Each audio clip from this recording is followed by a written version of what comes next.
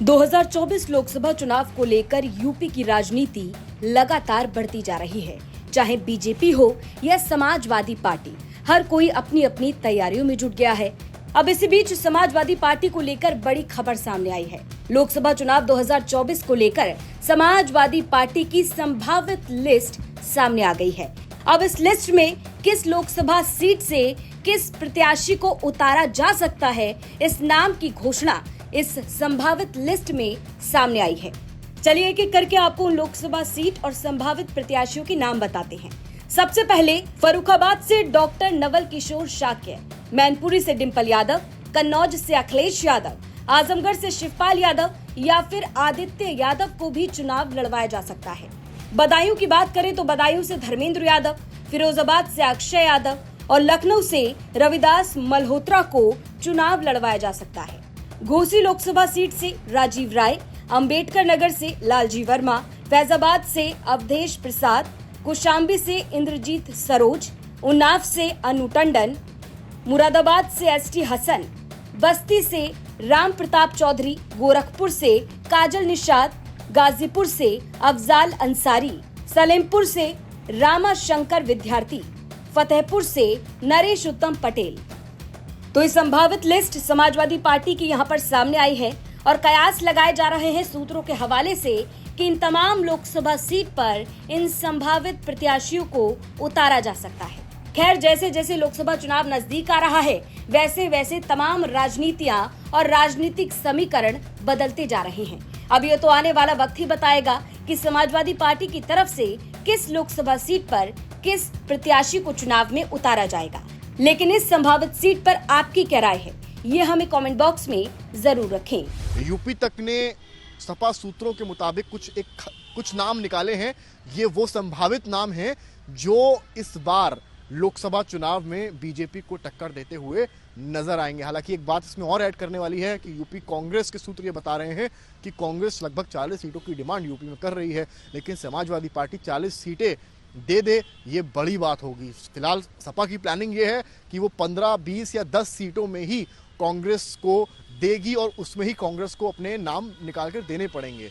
लेकिन यूपी कांग्रेस ज्यादा नाम चाहती है। लेकिन फिलहाल अगर चर्चा हम नामों की करें, जो समाजवादी पार्टी के नाम हैं, जो चर्चा में हैं, जो लगभग 99% तय हैं कि यही चुनाव लोकसभा का लड़ेंगे।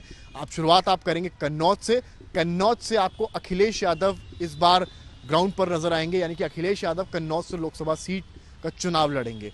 मैनपुरी की अगर आप बात करेंगे तो मैनपुरी के जो इस वक्त की एमपी हैं डिंपल यादव, वही फिर से उतारी जाएंगी और मैनपुरी से डिंपल यादव चुनाव लड़ती हुई आपको नजर आ सकती हैं। इसके अलावा आप अगर बात करेंगे फिरोजाबाद की, तो फिरोजाबाद में शिवपाल यादव ने घोषणा पहले ही कर दी थी कि रामगोपाल यादव के बेटे जो अक्षय यादव हैं वो इस बार जो है चुनाव लड़ते आपको नजर आएंगे। तो ये सब जो नाम हैं ये लगभग फाइनल हैं।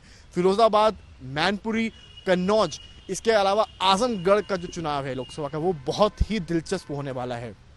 आपने हाल ही में देखा था कि किस तरह से गुड्डू जमाली को बसपा ने खड़ा किया, निरहुआ बीजेपी से आए और धर्मेंद्र यादव आजमगढ़ से आए थे। तो हुआ क्या कि कुछ कम 10,000 से 12,000 मतों से धर्मेंद्र यादव को चुनाव हारना पड़ा। सपा ने कहा बसपा ने चुनाव हरवाया है, लेकिन आखिरकार निरहुआ ये चुनाव जीत गए। तो समाजवादी पार्टी की कोशिश है कि आजमगढ़ जो उनका गढ़ कहा जाता है उसको वापस हासिल करना, और इसलिए सपा ये चाहती है कि शिवपाल सिंह यादव आजमगढ़ से चुनाव लड़े। लेकिन अगर आजमगढ़ से शिवपाल चुनाव नहीं लड़ते हैं तो उनके बेटे आदित्य यादव के नाम की भी चर्चा है कि वो आजमगढ़ से चुनाव लड़ सकते हैं। हालांकि एक चर्चा सपा में ये भी हो रही है कि शिवपाल सिंह चाहते हैं कि वो लीडर ऑफ अपोजिशन बने अगर कन्नौज जीतकर अखिलेश जाते हैं लोकसभा में।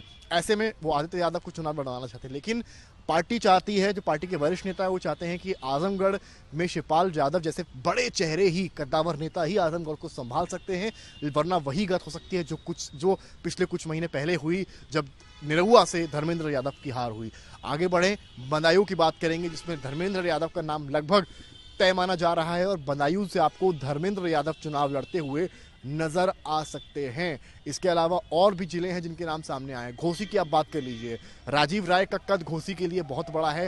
राजीव राय ने वहां पर जमीन पर काम किया है, वहां के कई नेता इस बात को कहते आए हैं। अभी हाल ही में हुए घोसी के उपचुनाव में भी राजीव राय की जो चुनावी रणनीति थी वो देखने को मिली। तो घोसी का जो लोकसभा की सीट है उसके लिए राजीव राय का नाम भी लगभग तय माना जा रहा है।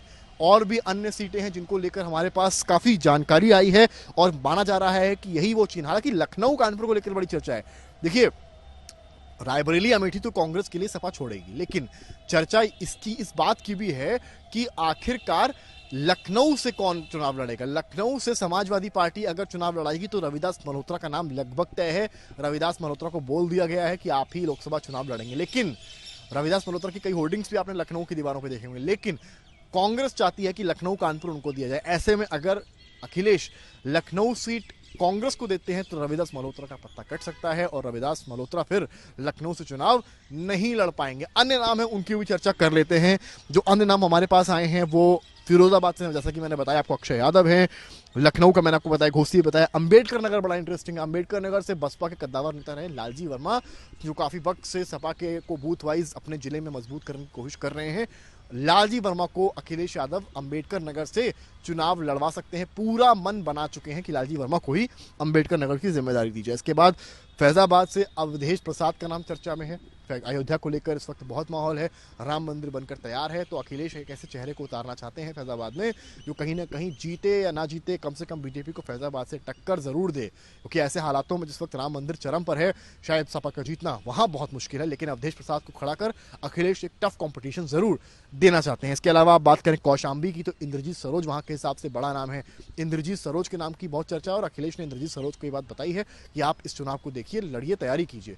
तो इंद्रजीत सरोज के अलावा अन्नू टंडन का नाम भी उन्नाव को लेकर चर्चा में है। तो चांसेस ये हैं कि अन्नू टंडन उन्नाव से आपको चुनाव में लड़ती नजर आएंगी। मुरादाबाद से एसटी हसन जो इस वक्त भी हैं और आगे भी उनको ही ये जिम्मेदारी आगे मिल सकती है, क्योंकि मुरादाबाद में उनका अच्छा खासा इंपैक्ट माना जाता है। बस्ती राम प्रताप चौधरी का नाम चर्चा में है। गाजीपुर से अफजाल अंसारी का नाम चर्चा में है। गोरखपुर से बड़ा इंटरेस्टिंग नाम है काजल निषाद का। आपने यूपी विधानसभा चुनाव में देखा होगा कि उनको सीट मिली थी, भोजपुरी एक्ट्रेस भी रही हैं। तो काजल निषाद का नाम गोरखपुर से, हालांकि गोरखपुर एक बड़ा एक तरह से माइलस्टोन होगा अगर समाजवादी पार्टी वहाँ पत्थर भी हिलाती है, क्योंकि गोरखपुर बाबा का गढ़ भी है और एक तरह से देखा जाए तो एक बड़े कद्दावर नेता भी वहाँ से जुड़े हुए हैं। तो ऐसे में काजल निषाद के लिए बड़ा टफ चैलेंज होने वाला है अगर उनको ही ये जो नाम हमारे पास आए उनके ही नाम पर की पुष्टि होती है। सलेमपुर से रमाशंकर विद्यार्थी का नाम है। फतेहपुर से नरेश उत्तम पटेल, ये बड़ा नाम है। नरेश उत्तम पटेल प्रदेश अध्यक्ष है समाजवादी पार्टी के, लेकिन उनको लेकर भी तमाम पार्टी के नेता हैं जो नाखुश रहते हैं। लेकिन अगर उनको ये जिम्मेदारी मिलती है फतेहपुर की, क्योंकि फतेहपुर भी चुनावी दृष्टि से बड़ा जिला माना जा रहा है किसके लिए, समाजवादी पार्टी के लिए, तो नरेश उत्तम पटेल के पूरे चांसेस हैं कि वो यहां से आपको चुनाव लड़ते हुए नजर आ सकते हैं। फिलहाल ये सारी जानकारी, ये सारे नाम सूत्रों के मुताबिक मिले हैं।